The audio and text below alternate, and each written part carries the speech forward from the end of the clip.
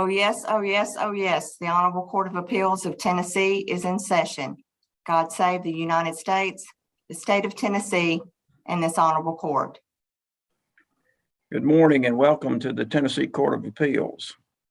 First of all, I want to tell you how much we appreciate you agreeing to participate in this oral argument via Zoom. We believe it's the best way to be able to continue to do the business of the judiciary in these strange times we're living in. Having said that, I need to remind each of you that the same procedures, rules, and protocol will follow as if we were all in the courtroom today, which essentially means each side will get 15 minutes to make its oral argument. And if you're the appellant and have reserved rebuttal time, you'll receive that rebuttal time as well.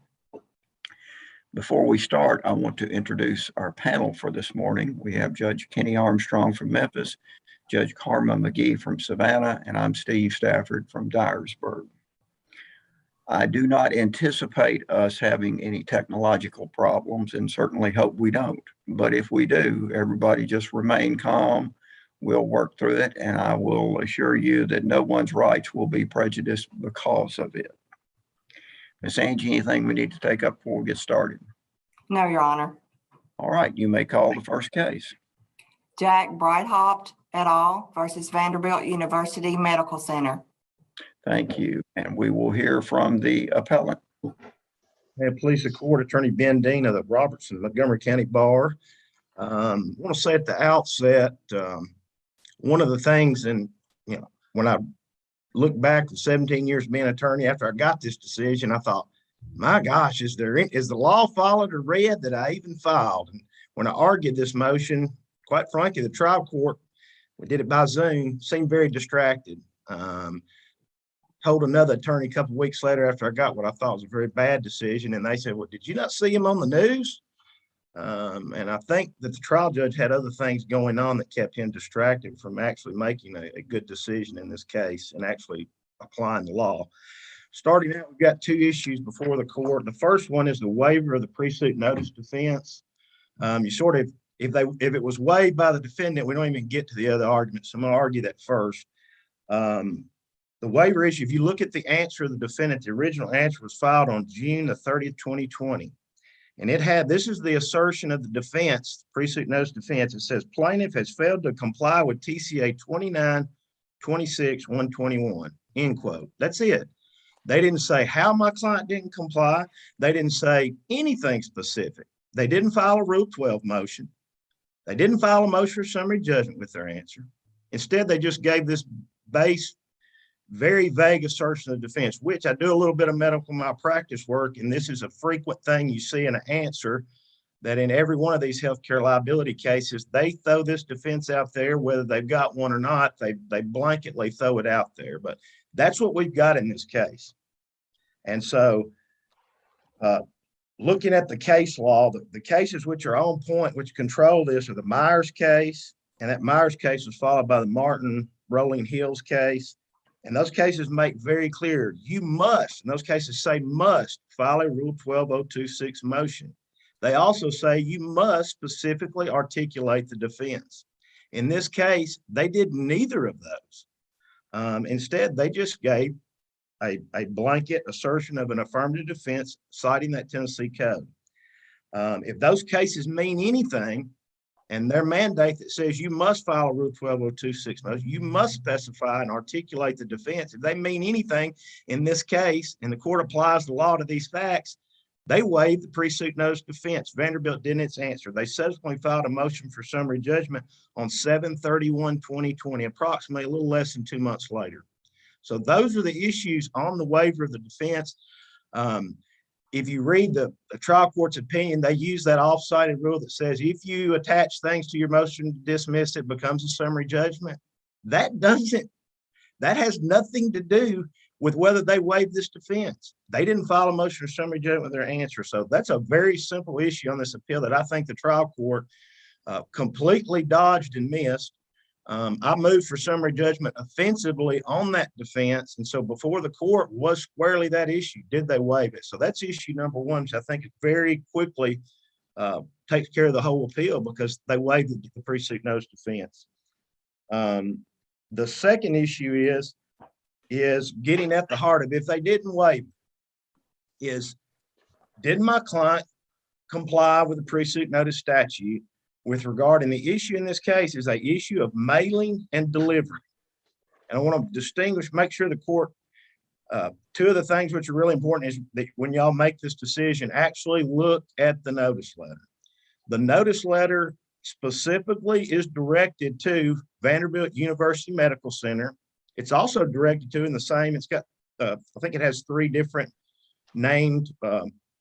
It also says Vanderbilt University, which later on comes to realize they've separated. VU and VUMC are 2 different entities, but this is not a case. There's been some cases came down where, let's say you misidentified and you didn't direct the notice in terms of actually putting who it was to, and to take it to an extreme. I think there was maybe a dentist or a doctor who had a PLC, and they said, you served, Dr. Tom Jones, but you didn't serve Dr. Tom Jones PLC, not serve, but you didn't direct the letter to them in terms of who, when they got it, did they know who it was sent to?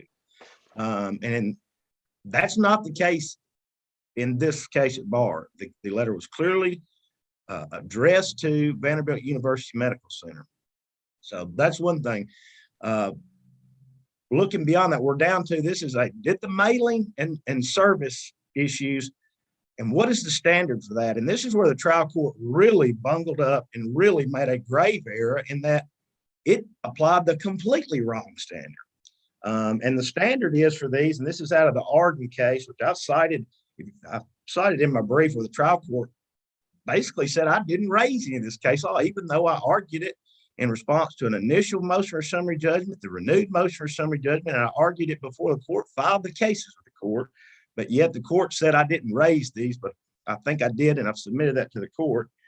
But in Arden, they set forth it's a substantial compliance standard. And so in this case, the issue is did the mailings that took place, did they substantially comply, and was the goals of the pre-suit notice statute met in this case, really? And I want to go ahead and tell the court what are the mistakes. And these people did this notice themselves, and quite frankly, I'll say for pro se people, my clients did very well. They actually sent the certificate of mailing, the form that nobody knows what really a certificate. I never heard of a certificate of mailing until I began doing this healthcare liability case. It's not a certified mail. My clients actually did that correctly. But what they did, they used a different registered agent for service of process for Vanderbilt University Medical Center. They got a form notice letter from another attorney attempting to preserve their action to try to continue to find an attorney.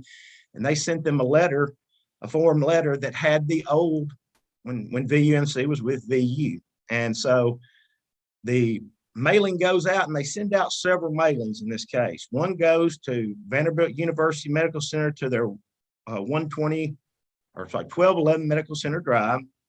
One goes to Vanderbilt University General Counsel, and I think another one went to VU as well. One of the issues in this case, Vanderbilt wants to take issue with how the mailing got to them, not that they didn't get it. And one of the big key facts in this issue is they received the mailing. VUMC's risk management, and Ms. Bledsoe, and her deposition was taken, her secretary signed for one of the mailings. They received the notice letter in this case. And so Vanderbilt, their defense is saying, well, but you mailed it to the wrong address, even though we got it, but it was sent to the wrong address.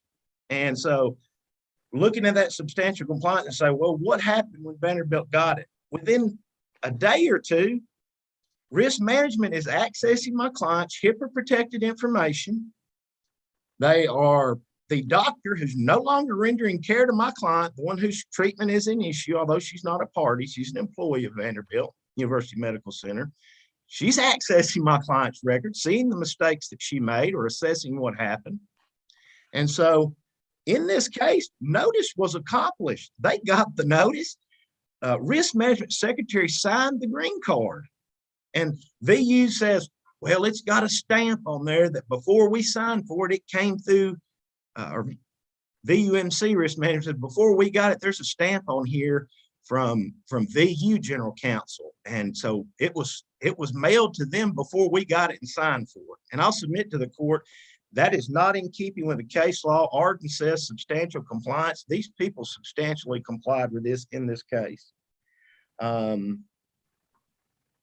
Another issue is prejudice, and that goes back to the pleading. If you read the prior on the waiver of the defense, you're supposed to plead what prejudice occurred to you as a result of any non-compliance with the precedent notice statute. We take Ms. Bledsoe's deposition. There's been no prejudice to Vanderbilt, and that's an element of this other substantial compliance analysis. Has there been prejudice? It is undisputed. There was no prejudice to Vanderbilt University Medical Center. They got the notice, and you'll see in the facts, I gave very belabored long facts on a really simple case, but undisputed, they knew when they got that a claim was being asserted against VUMC. They knew that the doctor's conduct was an issue. All these are undisputed facts, and ultimately the trial court disregarded all of this law and just basically said, well, you sent the envelope to the wrong address, or you got the wrong agent for secretary of wrong registered agent for service of process, even though they actually received the mail. And so this is actually a really simple appeal, I think.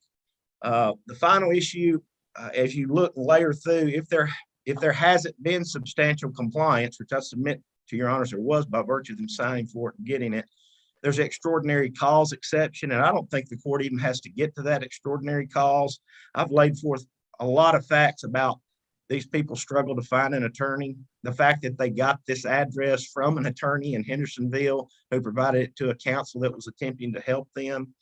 And I think that there's demonstrable extraordinary cause, notwithstanding the fact that substantial compliance occurred anyways because they received the notice. But that would basically, that's this case in a nutshell. I'd ask you, if my brief would just be read, and I know this court will do that, I think that the right result will occur. That's all that I have. Okay, thank you. We will hear from the appellee. Good morning, Your Honors. My name is Ashley Tipton, and I'm here today on behalf of Vanderbilt University Medical Center, who I'll also refer to as VUMC today.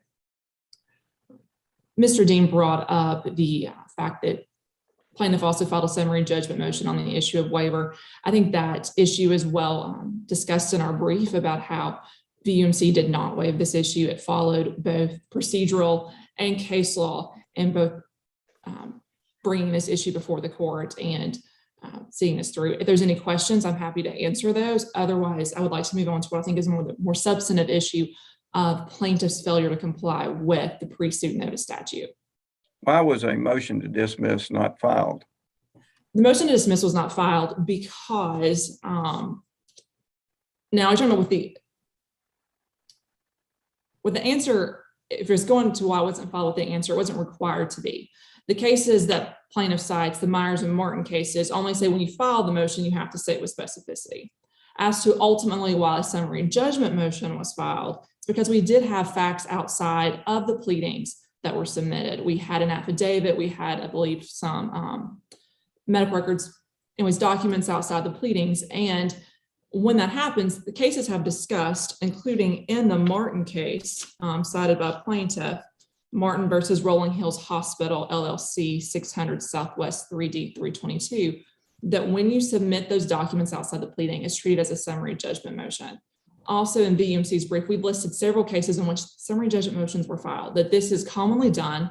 It follows the procedural rules under Rule 12, that when you have these documents outside, that it's a summary judgment motion.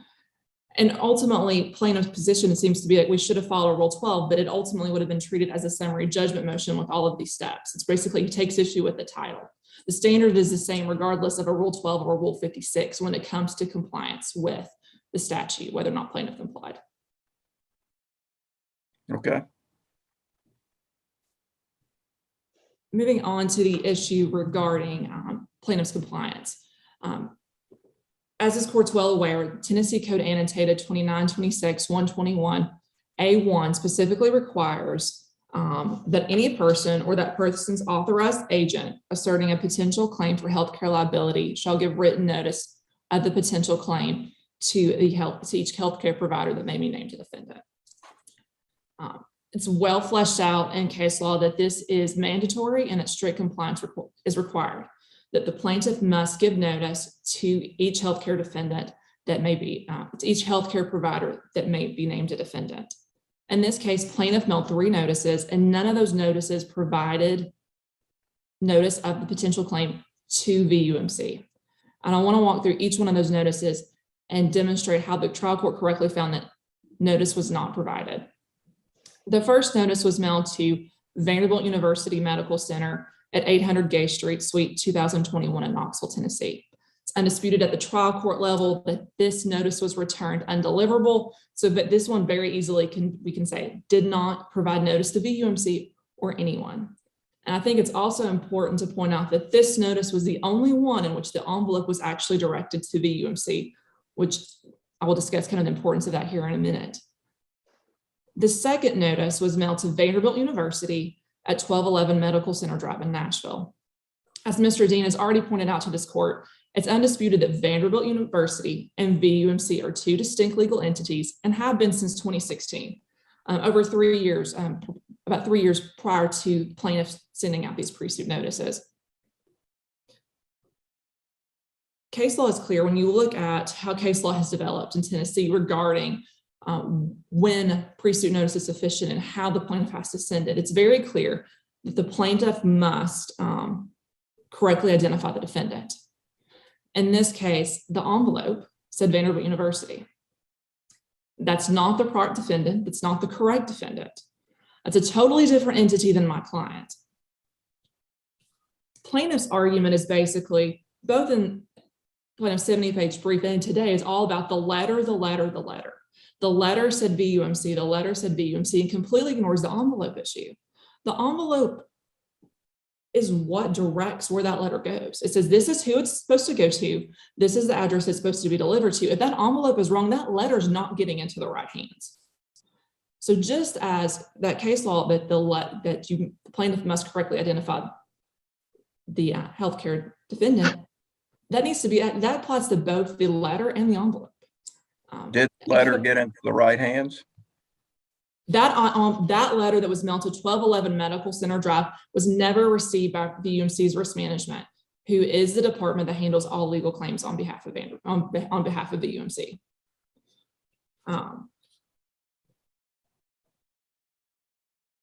And basically, Your Honors, if you accept plaintiff's argument that the envelope doesn't matter what's on the envelope, it doesn't matter,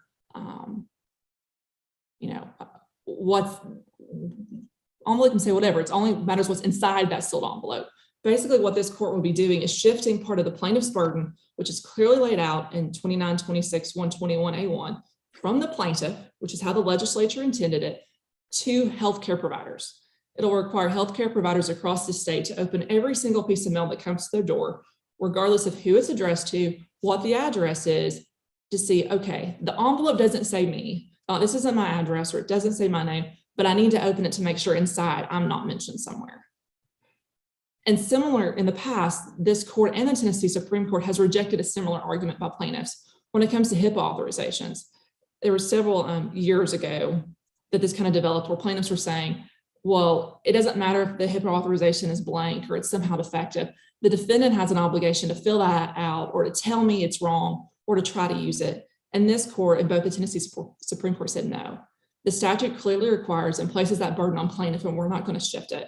And there's a really good case that kind of outlines that history and discusses that came out of the Western District, and it's JAC by and through Carter versus Methodist Healthcare Memphis Hospital, 542 Southwest 3D 502. It's a 2016 case. They kind of laid out that history, and that's at pages 514 and 515 of that opinion, that it's plaintiff's burden under the statute. It's not the healthcare providers. So it was plaintiff's burden in this case to correctly name and identify VUMC, and it didn't do that. Not only did it not correctly name and identify on that notice letter, plaintiff also didn't send it to the correct address. The statute provides it has to be the registered agent or the current business address. There's no dispute that the registered agent was in Knoxville. So the only issue would be, is it a current business address? And the trial court found that 1211 Medical Center Drive is not the current business address for VUMC. And I will note that nowhere in plaintiff's brief does he argue against that. Does he present any law or argument that 1211 Medical Center Drive is VUMC's current business address? Instead, the argument is basically that it's an address, so it's good enough. And respectively, it's not. Back in 2008, when the statute was first enacted, that was the standard. Any address was good enough. But in 2009, the legislature came back in and added specific mailing parameters of these are the addresses that work. So under that, that language is important. That language is key. And so it's not any address, it's the specific enumerated addresses. And the point of that change in 2009 is discussed in the Tennessee Supreme Court case Arden versus Kazawa, 466 Southwest 3D 758 at page 766. And the court said that change, the reason the legislature did that was to make sure the notice got into the hands of the responsible party. And as Judge Stafford, as you just asked, that didn't happen. In this case, it never made it into the hands of VUMC Risk Management. They never saw the notice mailed to 1211 Medical Center Drive. And plaintiff offered no evidence to the contrary at the trial court level. So for either both the reason of not being named properly or going to the incorrect address, this notice was never received and did not satisfy the purpose of 2926-121A1. It leaves only one remaining notice that could have potentially satisfied plaintiff's obligation. And that would have been the notice mailed to Vanderbilt University, DBA, Vanderbilt University Medical Center at 305 Kirkland Hall. Again, Vanderbilt University was what was listed. And it's undisputed that 305 Kirkland Hall is the address for Vanderbilt University's general counsel. Both the post office tracking information and the stamp show that it ended up at Vanderbilt University and that they forwarded. And that Vanderbilt University then forwarded that notice to VUMC.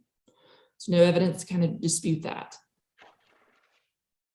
And VUMC has been forthcoming this whole time, but we did receive notice thanks to Vanderbilt University forwarding it to us. That's how we found out about this. Well, that's been from the very day one. We acknowledge that, but that's not sufficient. The Tennessee Supreme Court in Runyons versus Jackson-Madison County General Hospital District, 549 Southwest 3D 77, a 2018 Supreme Court case, which plaintiff has not just mentioned at all, clearly says indirect notice is not sufficient. Tennessee Code Annotated 2926-121A1 requires the plaintiff to provide notice. It's not good enough if it comes through anyone else. In that case, they'd sent notice to multiple defendants who the registered agent who happened to be the general counsel for the actual healthcare provider that provided care and wasn't named. And they go, it's not good enough. Indirect notice isn't good enough. There's two lines I think that really drive that home from the Runyons opinion that are on page 87. The first line, under the language of Tennessee Code Annotated, section 2926-121A1, the proper inquiry is whether the plaintiff gave pre-suit notice to the healthcare care provider to be named a defendant, not whether the healthcare provider knew about the claim based on pre-suit notice of the claim directed to another potential defendant. The court went on to say, we are not free to add language to the statute to create an exception for when a healthcare provider becomes aware of the claim through some other means than pre-suit notice given to it by the plaintiff. In this case, VUMC got notice from Vanderbilt University. That's not good enough under the Tennessee Supreme Court's ruling. That does not satisfy plaintiff's obligation. Wasn't the statute amended after that? Excuse me, Your Honor? Wasn't the statute amended after that? In 2018, I do not believe so, Your Honor. No, it's not been amended since 2015. There's been no amendments. So Runyons is, to my knowledge, the latest and most controlling case, but there's been no changes since the Tennessee Supreme Court issued that ruling in 2018.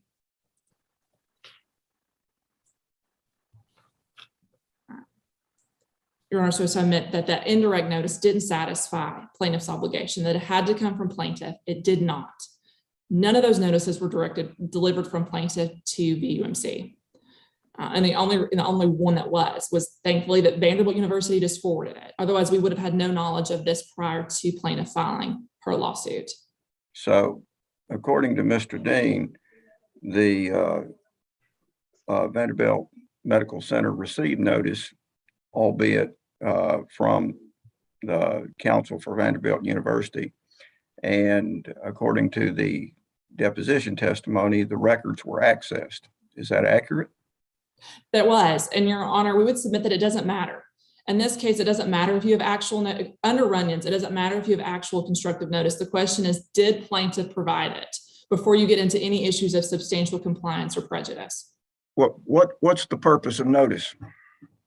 The purpose is to provide notice, but as the legislature has laid out, the purpose, the legislature has required the plaintiff to provide that notice.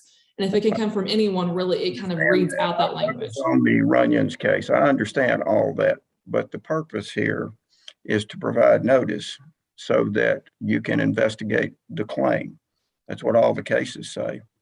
If the doctors or the medical center actually did do that, then what's lacking here besides the formality of the notice being delivered pursuant to the statute? I think that is what's missing, is that it's been held by the Tennessee Supreme Court to be a strict compliance standard, that it is very technical and it must come from the plaintiff. Okay, well, let me ask you this then. But for the fact that the mailing was not correct, what else is lacking in the purpose of the statute or the purpose that the statute was drafted for? I think in this case, there's not, but there was a get lucky case of, we only found out thanks to Vanderbilt University. Had it been any other situation, we wouldn't have. And if that becomes the standard, then agreeing then that there is no prejudice here. And that we've admitted that from the beginning, that we did know, and it had an opportunity to investigate, but that plaintiff had to abide by the technical requirements of A1 and did not do that. And in Runyon's, they knew about it. The other defendant knew about it. The facts of Runyon's are totally different in this case. They sued Jackson Madison County General Hospital. It had a bunch of different names, and it was a scattershot approach. So it's the entities were totally different here. It's a totally different fact situation. It may be applicable, but it's a totally different fact situation. And Your Honor, so we say, even being factually, having some factual differences, that it's still applicable, as according to the court, that it's still actual constructive notice doesn't matter unless according to the Tennessee Supreme Court, unless it comes from the plaintiff. Okay, thank you. Thank you, Your Honors. Counsel, we'll hear from you in rebuttal. And I want to point out, they are wanting to apply and they keep saying it's a strict compliance, strict compliance.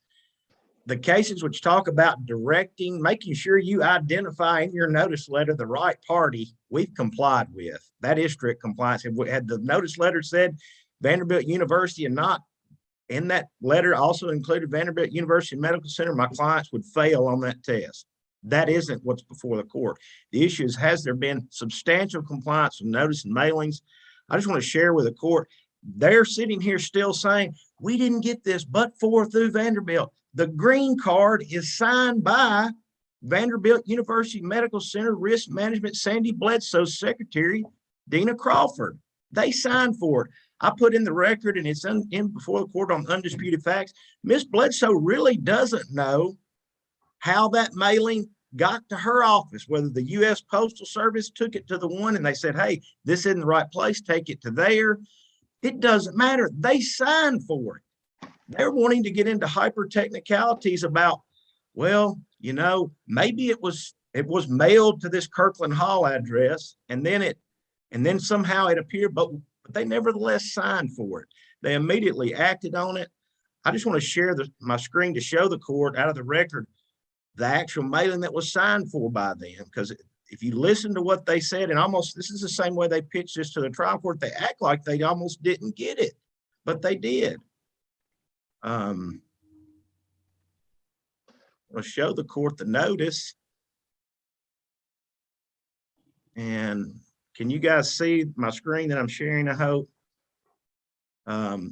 It was signed by Dina Crawford. There's undisputed facts. She's the assistant of risk management. They got that. There's facts about how does Miss Bledsoe really know whether it was opened by Vanderbilt University or not? But if you look at that mailing, it is to Vanderbilt University, DBA Vanderbilt University Medical Center, 305 Kirkland Hall. The letter's addressed to them. If you read the undisputed facts, they knew that a claim was going to be asserted. My client has substantially complied with the law. We'd ask the court to reverse the decision of the trial court, remand this matter back. All right, thank you. Thank you, counsel. We appreciate your argument. We will take this matter under advisement and attempt to render an opinion at the earliest possible time. Again, appreciate you participating via Zoom. Miss Angie, anything we need to take up before we recess till the call of the next case? No, Your Honor. All right, you may recess court. This honorable court is in recess until 10 a.m. Thank you.